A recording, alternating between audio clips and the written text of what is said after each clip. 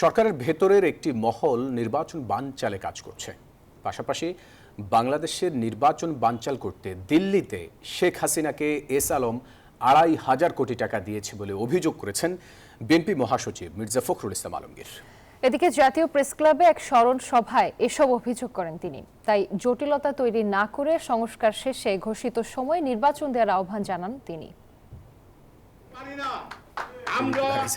সাবেক প্রধানমন্ত্রী কাজী জাফর আহমেদের ১০ম মৃত্যুবার্ষিকী উপলক্ষে জাতীয় প্রেস ক্লাবে এই স্মরণ সভা, যেখানে তার জীবন ও কর্ম নিয়ে আলোচনা করেন রাজনীতিবিদ ও বিভিন্ন শ্রেণী পেশার বিশিষ্টজনরা। কাজী জাফর আহমেদ ভাইয়ের প্রতি এ সময় কাজী জাফর আহমেদের রাজনৈতিক জীবনের নানা দিক তুলে ধরেন বিএনপি মহাসচিব মির্জা ফখরুল ইসলাম আলমগীর।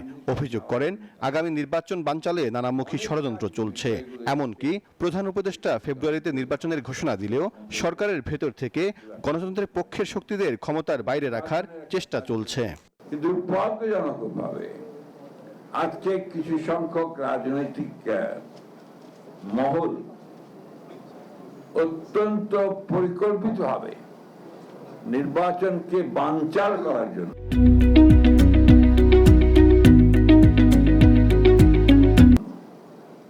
নির্বাচনকে ব্যাহত করার জন্য নিত্য নতুন দাবি তুলে তুলেছে। সরকারের ভেতরে একটা মহল, তারা অত্যন্ত সচেতনভাবে চেষ্টা করছে যে এই যারা গণতন্ত্রের পক্ষের শক্তি তারা যেন আসতে না পারে। বিএনপি মহাসচিবের অভিযোগ, ভারতের দিল্লিতে শেখ হাসিনার সঙ্গে বৈঠক করে বাংলাদেশের নির্বাচন বানচাল করার ষড়যন্ত্র করছে এস আলম। একজন ব্যক্তি যিনি বাংলাদেশের বিখ্যাত ব্যাংক লুটের জন্য তিনি ২৫০০ কোটি টাকা দিয়েছেন হাসিনাকে।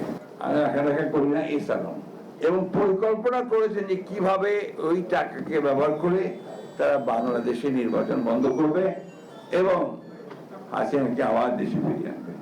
নির্বাচন বিরোধী সব ষড়যন্ত্র প্রতিহত করতে দ্রুত সংস্কার শেষ করে ভোটের পরিবেশ তৈরিতে সরকারের প্রতি তাগিদ দেন তিনি। একই সঙ্গে বর্তমান বাস্তবতায় সবাইকে সজাগ থাকার আহ্বান জানান মির্জা ফখরুল। অতি দ্রুত নির্বাচনের ব্যবস্থা যেটা ঘোষণা দিয়েছেন সেটার চূড়ান্ত ব্যবস্থা নিন, রাজনৈতিক দলগুলোকে নির্বাচনমুখী করে ফেলুন। সাইফুল ইসলাম, নিউজ 24, ঢাকা।